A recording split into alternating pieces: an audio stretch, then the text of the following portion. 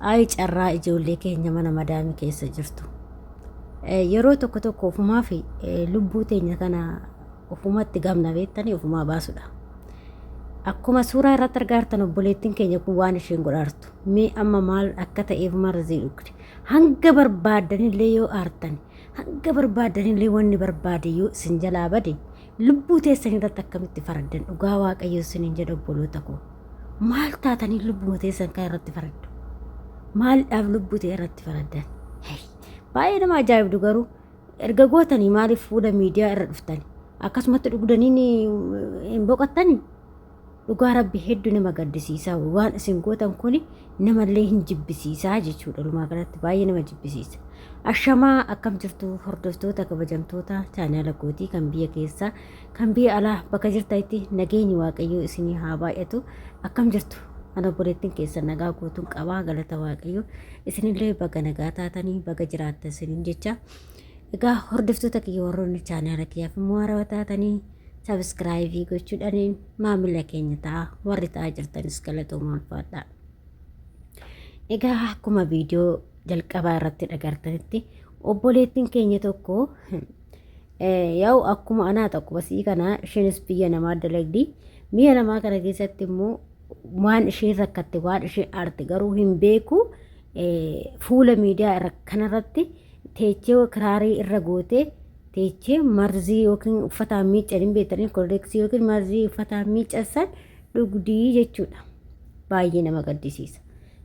Ijoolleen waan isin dhaamu keessa yoo jireenyi isinitti hammaattillee yoo namni qarshii isin jalaa badillee jireenyumti addunyuma tanaa namatti hammaachuun ishee inuma jirti namatti wati garuu yoo sitti hammaattillee lubbuu tee tanatti maa faradda?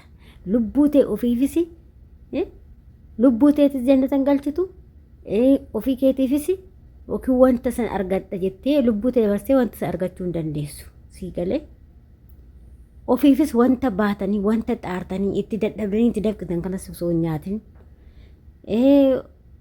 kan si jalaa bade san osoo argatin deebistanii lubbuun teechees akka jannata hin galle gootan. Maalidha kun hundi maali? Homa aarta lubbuu teessa irratti hin faradinaa. Dhugaa Waaqaa obboloota koo lubbuu teetti faradi. Lubbuun tee takkitti baanan deebi'uun hin jirtu. Dhadhaa ibidda bu'e. Lubbuun namaatun dhadhaan ibidda bu'e deebisuu hin dandeessu. Siigalee akkasan hin deebi'u jechuudha. Namni illee akka dhadhaasan. Namni takkitti boqate deebi'uu hin dandeessu. Guyyuma tokko guyyuma lama si bu'anii si gaggeessan malee wanni biraa hin jiru. Siigalee lubbuu tana immoo nuti baasuuf aangoo qabnu. Kan nutti uume Waaqayyo kan nu baasu Waaqayyo lubbuu teenya jechuudha. Harka Waaqayyo jirti waan ta'eef. Kanaaf yeroo baay'ee isin lubbuu tanatti baasuu itti hiriirin jedhina. Keessattuu kushiina Arabaa keessatti janii. Namni haaruu batii bar ijoollee hin haarra guyyaa kanatti meeqa haaraa oolla? Ani faa guyyaa meeqa guyyaa kanatti yeroo meeqan haaraa oola daa'ima kan wajjin yeroo meeqan haara bakka yeroo meeqan haara garuu nan dabarsa nan obsa malee nan dabarfadha nan obsa maaliif nama fafootti waan guddaa eeggatu waan nama daa'ima godhachuu eeggatu nama gaa'ela godhachuu eeggadha daa'ima godhachuu eeggadha waan itti dadhabe kana daa'imti kiyoo akka ishee nyaattuun barbaada ishii dhafuu yookiin daa'ima saniin godhadha jedheetu iyyuu biyya ormaatti gubadhaa mate maali keessanii biyya ormaatti gubattan namaa fi miti bar boru anillee jijjiiramee immoo itti akka anaa kanatti akka hin gubanne jennee biyya ormaatti jijjiiramnaa miti. Kanaaf immoo yeroo hundumaa obsa qabaadhaa ijoollee. Waaqayyo obsa nama haa kennu. Yaa'u seexanni yeroo nama cinaa jiraatte waan baay'ee gooti. Isheen sekondiitti baasisiin jetti si gooti hin gootu miti garuu of tasgabbeessitu bareedudha. Of tasgabbeessaa. Of tasgabbeessaa. Baqa waan nama badeettillee of tasgabbeessaa baqa yaa Rabbi jedhiiti Waaqayyo kee itti boo'e akkuma amantaa qabdanii itti boo'a. Maaliif isatu caala waan ta'eef Waaqarraa hin argatta. Yoo birriinis jalaa bade birriidhaaf jettee lubbuuteen balleesse. Yoo immoo akkasanii ijoolleen keenya gizee tokko tokko ijoolleen keenya kun beektanii hiriyootaaf beektanii hiriyaa dhiiraa keessattuu hiriyaa dhiiratiif lubbuu kan baastan baay'eetu jira. Narratti jaalatii, narratti fuudhee, narratti akkas ta'e haa deemu kaa.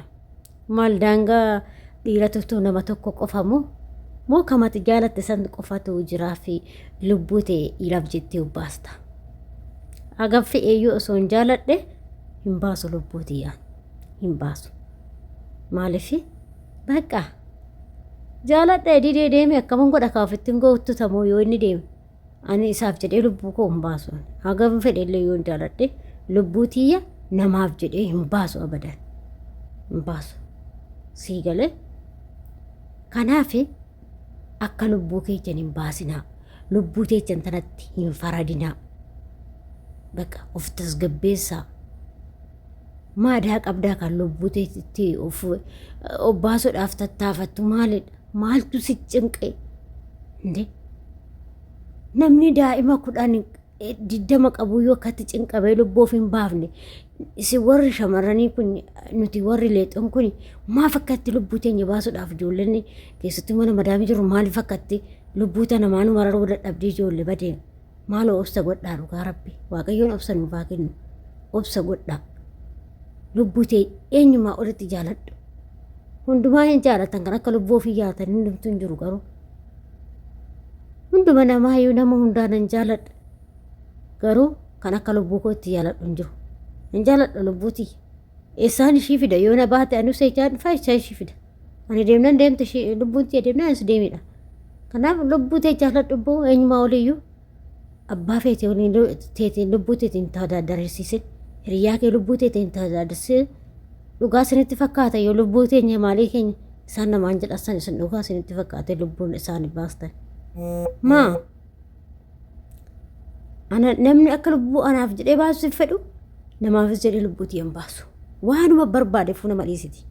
Homa fe'e maan taaniyyuu yoo kan amantaa kootiif ta'e malee waan biraatiif lubbuu tiyyan baasa jedhee hin eeyyamaan. Dhugaa waaqas hin jedha amantaa koo qofaaf lubbuu tolan baasa. Amantaadhaaf lubbuu koo kennuuf duubatti hin deebi'u.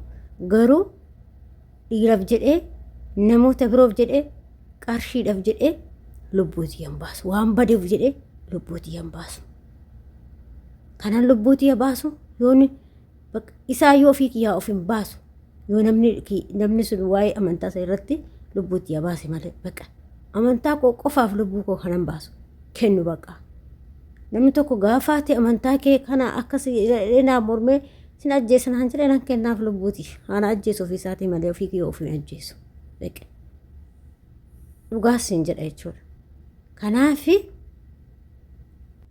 Kanaafi lubbuu teessan bakkuma argitanitti hin baasinaa isiniin jechuu barbaada hordoftoota kiyya balleessa dhiifama naa godhaate innaa kanaaf waa'ee kana naasa isiniif barnoota hin ta'a jedhee tanan yaada hanga tokko viidiyoo kanarraa waa'een barattu jedhee yaada baqa obsi waan darbe hundaayyuu immoo obsa qabaadha waan hundinuu hin darba jechuudha wanti si darbee hin jiru yoo obsa qabaatte hin dhaqqabatta waa hundumaa godhachuus hin dandeessa. Naa akkasii isiniin jedha hordoftoota kiyyaa yoo balleessa dhiifama naa godhaa akkasuma ka warroonni immoo chaanala kiyyaaf saarawaa taatanii sabiskiraayibii gochuudhaan maamila keenya ta'aa akkasuma yaada fi qeeqa qabaattanii koomentii irratti barreessuu hin dagatinaa isiniin jaalladha isiniin kabaja hanga viidiyoo biraatii walitti deebinutti viidiyoo kanaan immoo turtii gaarii isiniin jedha akkasuma ijjisiraa kanallee baradhaa isiniin jedha warri viidiyoo kana laaltan baay'ee bareeda ijjisiraa kun hedduu takka bareeda baradhaa isiniin jedha.